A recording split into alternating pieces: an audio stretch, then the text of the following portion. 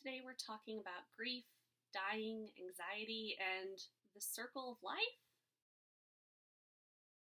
I found a really great letter about death recently, and I wanted to share it with you.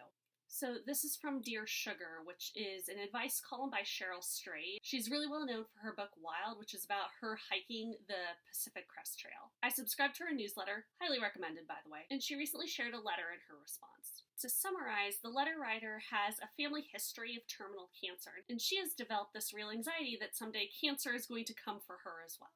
Her question is around both how do I move forward knowing that my life may be cut short, and then also, how do I tell a potential partner this? Big questions.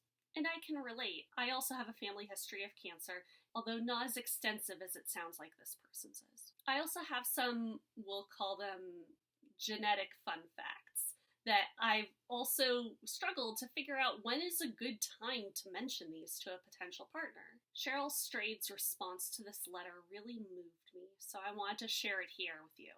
I edited it down a little, but kept most of it, so bear with me a couple minutes. It is worth it, I swear. There's a crazy lady living inside your head. Most of us have an invisible, inner, terrible someone who says all sorts of nutty stuff that has no basis in truth. Sometimes, when I'm all pretzeled up inside and my own crazy lady is nattering on, I'll stop and wonder where she got her information. I'll ask her to reveal her source. I'll demand some proof. Did her notions come from facts based in ration and reason, or did she/I dredge them up from the hell pit that burns like a perpetual fire at the bottom of my needy, selfish, famished little soul? If you asked me to draw a picture of myself, I'd draw two. One would be a portrait of a happy, self-confident, regular-looking woman, and the other would be a close-up of a giant, gaping mouth that's ravenous for love. Many days I have to silently say to myself,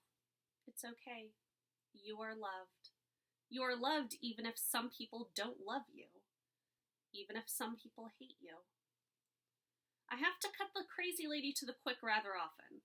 Over the years, my emotional well-being has depended on it. If I let her get the upper hand, my life would be smaller, stupider, squatter, sadder. So will yours if you let it. Any of us could die any day of any number of causes. Would you expect your partner to explain what you might have to go through should he die in a car accident, of heart failure, or by drowning? Those are things that could happen too. You are a mortal being just like every human and Junebug, like every black bear and salmon. We're all going to die. But only some of us are going to die tomorrow, or next year, or in the next half century. And by and large, we don't know which of us it will be, when, and of what. That mystery is not the curse of our existence. It's the wonder. It's what people are talking about when they talk about the circle of life that we're all part of, whether we sign up to be or not.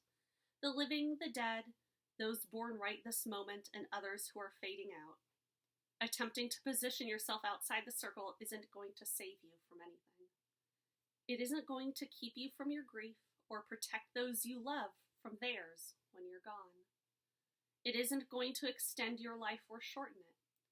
Whatever the crazy lady whispered in your ear was wrong. You're here. So be here, dear one. You're okay with us for now. I'm working out a theory about my own inner crazy lady because she definitely had some thoughts around my dad's death. And I also have some real anxieties about death.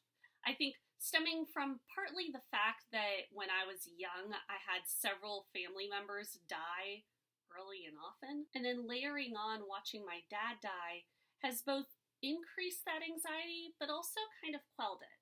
I don't know if that makes any sense. Let me know if that resonates with you. The line I love most in this letter is, the mystery is not the curse of our existence, it's the wonder. I do believe that part of what makes life this incredible gift is that it's temporary.